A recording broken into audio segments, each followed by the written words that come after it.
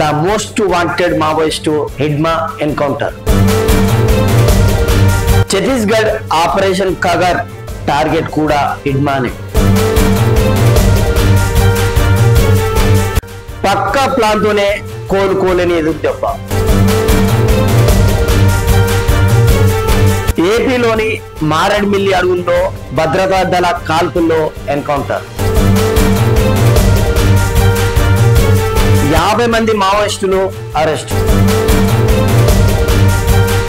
నెల్లూరు ఇజ్జలూరు ప్రాంతంలో ఉదయం 6 గంటల 7 గంటల ప్రాంతంలో ఎన్కౌంటర్. తప్పించుకున్న మరికొందరి కోసం ముమ్మరంగా వేట.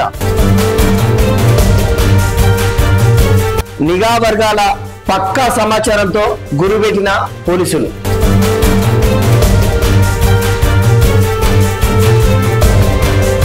ఈ ఎన్కౌంటర్ బూటకమని పౌర హక్కుల సంఘం ఆరోపణ.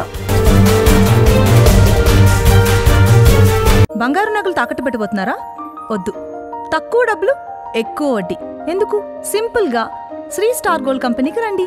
German technology, purity check, best online రేట్లో అమ్మి 2 minutes లో క్యాష్ ని ఇంటికి తీసుకువెళ్ళండి. ప్రశాంతంగా ఉండండి. వరుసగా పలువురు అగ్రనేతల ఎన్కౌంటర్లు, లొంగుబాట్లతో విలవిలలాడుతున్న మావోయిస్టులకు కోలుకోలేని భారీ ఎదురు దెబ్బ తగిలింది.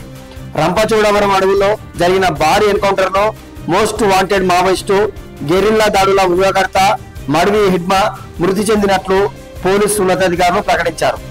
మావోయిస్ట్ కేంద్ర కమిటీ సభ్యుడు, people's liberation guerrilla army commander, Dandakaranya special zonal committee in charge హిడ్మాతో పాటు ఆయన భార్య మడకం రాజే అలియాస్ రాజక్క, మరో 4 మావోయిస్టులు దేవ్, లక్మల్ అలియాస్ చేతు, మల్లా అలియాస్ మల్లాలు, కమ్లు అలియాస్ కమలేష్ ఎన్కౌంటర్ లో చనిపోయినట్లు వెల్లడించారు. అల్లూరు సీతారామరాజు జిల్లా మారేడుమిల్లి మండలం నెల్లూరు ఇజ్జలూరు మధ్య అటవీ ప్రాంతంలో మంగళవారం తెల్లవారుజామున 6 నుంచి 7 గంటల సమయంలో ఈ ఘటన జరిగినట్లు పేర్కొన్నారు. నిఘా వర్గాల సమాచారంతో ఏఓబి సరిహద్దుల్లో వారం రోజులుగా కూంబింగ్ నిర్వహిస్తున్న భద్రతా దళాలకు మావోయిస్టులు తారసపడడంతో ఏరుకాల్పులు చోటు చేసుకున్నట్లు డీజీపీ హరీష్ కుమార్ గుప్తా ఒక ప్రకటనలో తెలిపారు. ఘటన వివరాలను ఇంటెలిజెన్స్ అదనపు డీజీ మహేష్ చంద్ర లడ్డా, SP Amit Bardar Rampachodavaram police station వద్ద మీడియాకు వెల్లడించారు. సమావేశంలో Rampachodavaram OSD Pankaj Kumar Meena, CRPF commandant ధర్మ ప్రకాష్ పాల్గొన్నారు. ఎన్కౌంటర్ ప్రాంతంలో 2 AK-47 rifles, pistol, revolver, single bag gun తో పాటు ఇంకా చాలా ఆయుధాలు కూడా స్వాధీనం చేసుకున్నారు. ఛత్తీస్గఢ్ లో విస్తృతంగా జరుగుతున్న పోలీస్ కూంబింగ్ తో కొందరు మావోయిస్టులు ఆంధ్రలోని మైదాన ప్రాంతం షెల్టర్ జోన్ కు చేరుకోగా మరికొందరు అటవీ ప్రాంతంలోనే ఉన్నారు.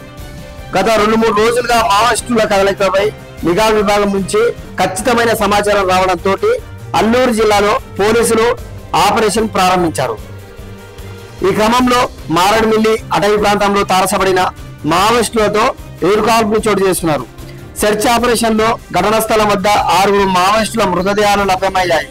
అనంతరం రాష్ట్ర వ్యాప్తంగా గాలింపు చేపట్టి సుమారు 31 మంది మావోయిస్టులను అరెస్ట్ చేయగా మరో 30 మంది కోసం గాలిస్తున్నారు. కాగా మారేడుమిల్లి అటవీ ప్రాంతంలో జరిగిన ఎన్కౌంటర్ బూటకమని పౌర హక్కుల సంఘం ఆరోపించింది. ఛత్తీస్గఢ్ లోని సుక్మా జిల్లా పూవర్తి గ్రామానికి చెందిన మావిడి హిడ్మా 16 ఏళ్ల వయసులోనే మావోయిస్టు పార్టీలో చేరి అతి తక్కువ సమయంలోనే అగ్రనేతగా ఎదిగాడు. ఆదివాసీ వర్గానికి చెందిన హిడ్మాకు పలు భాషల్లో మంచి ప్రావీణ్యం ఉంది. మావోయిస్ట్ అగ్రనేత రామన్న సారథ్యంలో గెరిల్లా యుద్ధ తంత్రంలో హిడ్మా ఆరితేరారు. 2019లో రామన్న మృతి అనంతరం కమాండర్ గా బాధ్యతలు చేపట్టి గెరిల్లా పోరుతో మెరుపుదాడులకు దిగి మోస్ట్ వాంటెడ్ జాబితాలో చేరాడు. అల్లూరు సీతారామరాజు జిల్లా ఇజ్జలూరు, నెల్లూరు మధ్యలో ఉన్న అటవీ ప్రాంతంలో మావోయిస్ట్ హిడ్మాను ఎన్కౌంటర్ చేయడం జరిగింది. పోలీసులు ప్రెస్ మీట్ పెట్టి ఎవరైతే దీని బూటకప్ ఎన్కౌంటర్ అంటున్నారో వారిని ఖండించారో, ఇది ఎన్కౌంటర్ జరిగిందని వాళ్ళు అక్కడ చెప్పడం జరిగింది. డీజీపీ గారు కూడా కొద్ది నెలల క్రితం మనం చూసాం ఛత్తీస్గఢ్ లో ఆపరేషన్ ఖగార్ స్టార్ట్ చేశారు. అక్కడ కర్రెగుట్ట సమీపంలోనే కేశవరావు అలియాస్ బసవరాజు కూడా హతమార్చారు.